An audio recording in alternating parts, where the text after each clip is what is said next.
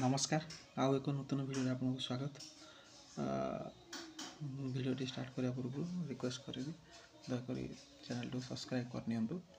जिते latest video आप बनइबी तो आपको तुरंत ही तार नोटिफिकेशन मिल जाव से बेल आइकन को दबाई दिंतु।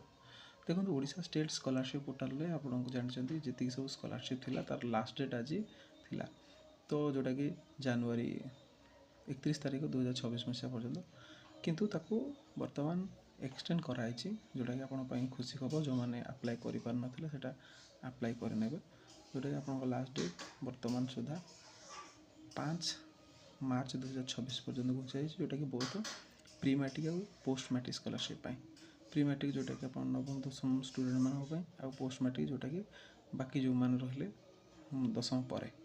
जमीक SC ST आउ MBC वेलफेयर डिपार्टमेंट तरफ यहाँ एक्सटेंड कराई 5 मार्च 2026। Thank you.